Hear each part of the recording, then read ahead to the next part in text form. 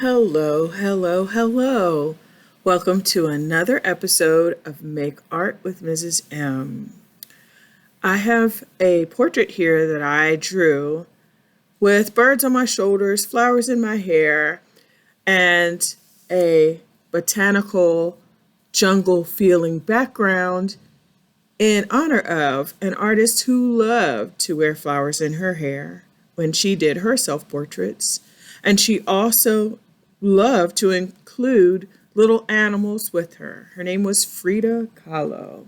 Frida Kahlo was from Mexico, and she was an artist who made many, many self portraits. Let's write her name out so you can see what it looks like.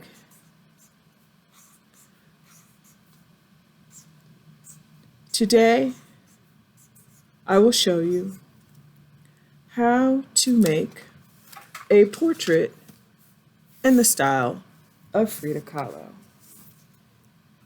So let's get started. I'll put this to the side and we'll start with a fresh piece of paper. The very first thing that I do is find the middle of the page.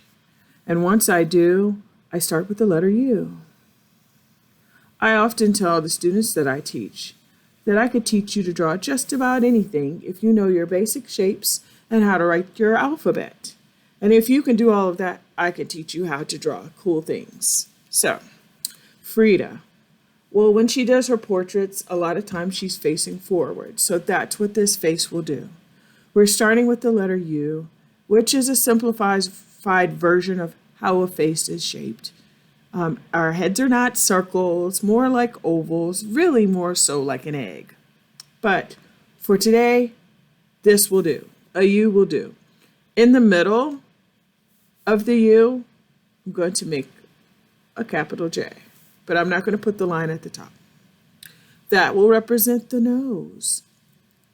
And near the top of letter J, halfway between letter J and the side of the face, I'm going to put a little dot right there.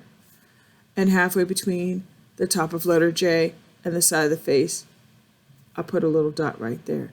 And then what I'll do is put a circle around it for the pupil of the eye. Now right now that looks like the person is screaming, ah, and really scared, but it will work out. Just watch. Now I'm going to start on the left side, come up and over that circle, touch the top and come down to the right. I'm going to do the same thing at the bottom, but in reverse. I'm going to start on the left side, come down, touch the bottom of the circle, and come up and make the line meet with the first line we drew. So there's the eye. Do it again. I'm starting on the left, up and over, touch the top, and down to the side. It's forming like a football shape. This is what I like to call a football shape.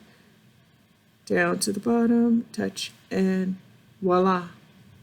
I'll then add a curved line above for eyebrows because I'm keeping it simple. Now, sometimes when I keep it simple, I keep the nose really simple and just leave it as a letter J. But let's add nostrils with a little curved line to the left right here and a little curved line on the right there. So I've added nostrils just to bump it up a notch. The nose looks great. Halfway between the bottom of the nose and the chin is where the mouth should be. So I make a slight smile, just a sweet smile. Frida's portraits didn't often have her smiling. She didn't smile a lot because she was often in pain. Now, what I'm going to do is make the top lip. I'm going to bump to the middle and then bump to the other side. I'm not going to do a big bump like I'm making a letter M or a bumpy line, just a very slight curve, bump to the middle, and then bump to the other side.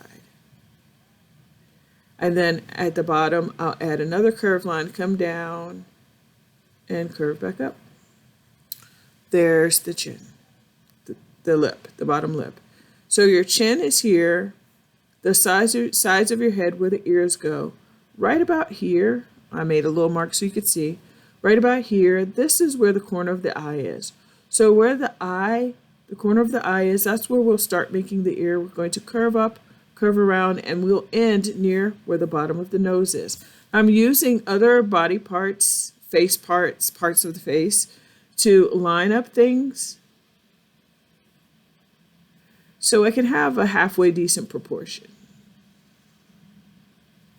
Now, sometimes it'll turn out that I'll draw one ear bigger than the other, but I never freak out about it. I'm going to add a little detail here with a curved line that starts at the top of the ear, curves in, and gives a little bump right there beside the face. This face is looking great so far. I'm going to add the neck. Now, your neck should be wider than this, but not this wide. I like to use a line that's slightly curved right about here for a neck. And I don't want to make it too long, because what happens down here is the rest of the shirt. So I'll show you how it looks on here. It curves down. I'm going to add a curved line, a slight smile line, and make the shoulders come out and down to the bottom of the page. So let's do it. Curved line. And then I'll make a line come out. It curves down a little bit and down to the middle of the page. Now, I always keep my eyes peeled and make sure that I make the shoulder wider than the ears, because my shoulders come out wider than my ears. And then I'll do the same thing on the other side and curve it down. Now, adding details to the shirt is really easy. I always add a line from here to here, because most t-shirts or shirts have a seam where the sleeves have been sewed on. So that's where it's been added. I think with this one, I'll just add a little line detail right there like that. Now, adding hair is very different for everybody. Some of us have long hair. Some of us have hair that we could part to the side or part down the middle. And it's very easy to get caught up and say, I can't draw my hair.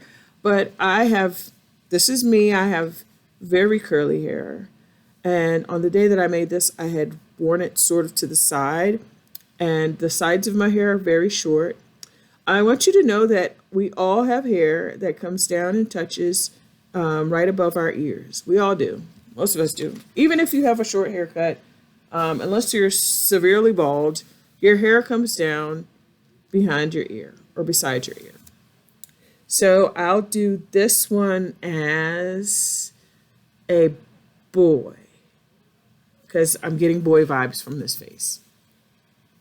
This boy is going to have hair that is parted. The part is going to come down to this side. And if you're using a pencil, you can do better than I do with adding the hair on the side, because you can erase. And this boy has hair that comes down to the side, down to the side, down to the side. Now, I'm going to add more hair up here, because the head, there's an imaginary line that comes up. The head comes up, and the top of your head is probably right about there, right there. That's probably the top of your head, underneath your hair. So I'll add some hair here that comes down, and some hair here that comes down. And I'll add some lines so that it gives the texture of hair. Curved lines.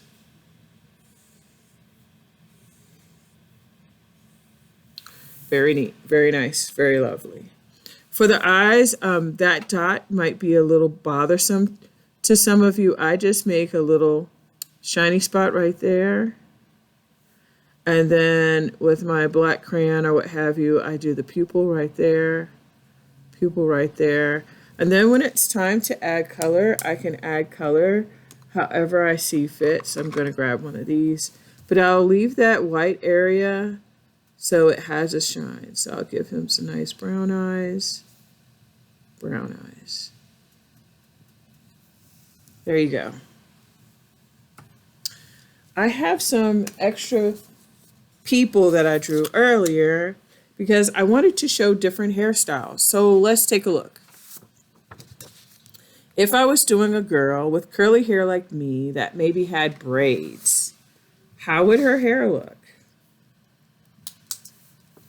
Well, I might do 2 braids.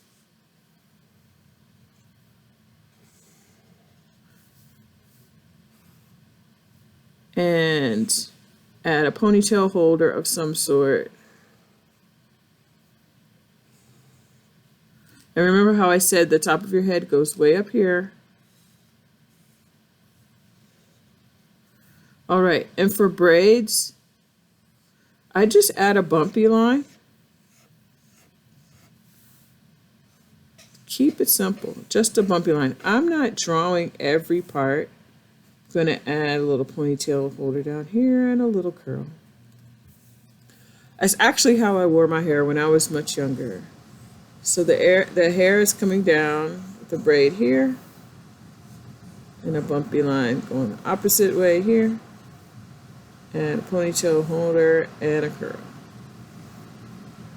Now some girls might have more than two braids. They might have some that are in the back, and if you feel like adding more, you can. So I'll just pretend that we can see one coming back and it's hanging down here. And it's hanging behind. So it's not coming from her cheek, it's coming from behind the head, and the hair is there. Okay, let's see. I have more. This will be a boy with curly hair like me, and this is what I did. I add the hairline with just a bumpy line going across the top of the face. Keep it bumpy here. If you have an eraser, you can erase, but I'm just going to make it bumpy here. And remember, the top of the head is right about here. So I'll add a small bumpy line like this.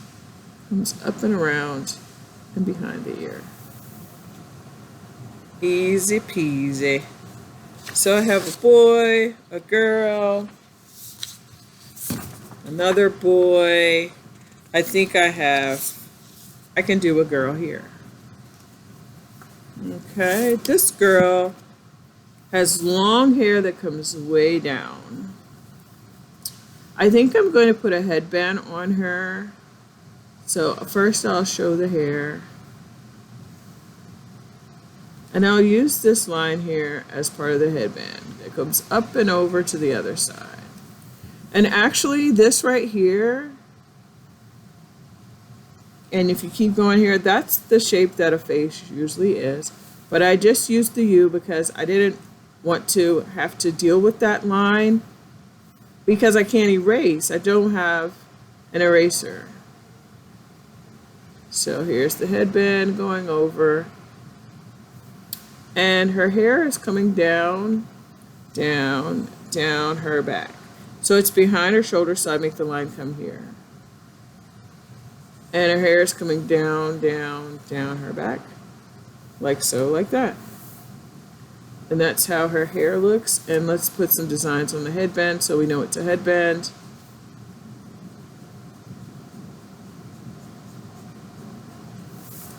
Very good. So her hair is, all of this is hair. So my brown is here. I'm just going to give her some brown hair. So you see, all of this would be colored in. This is not my best coloring by far. All of this is hair. All of this. Hair, hair, hair. All of this would be hair, and so is this. Beautiful brown hair. I love, these are color sticks. They're wonderful. I have a bunch of them here. I love color sticks. Okay, so there's her hair. So I have one girl, one boy, another girl, and another boy, and me. And self-portraits all reflect how you look. So try to make it look like you. Now for our Frida Kahlo portraits, we added things to our shoulders that we loved. Frida often added animals. Sometimes it would be a cat or a monkey or a bird of some sort. I like birds and I don't have pets of my own. So I chose the cardinal because it's the state bird for the state I live in. And then I did a canary or a parakeet. I had a yellow parakeet once. So with Frida Kahlo, her work was beautiful.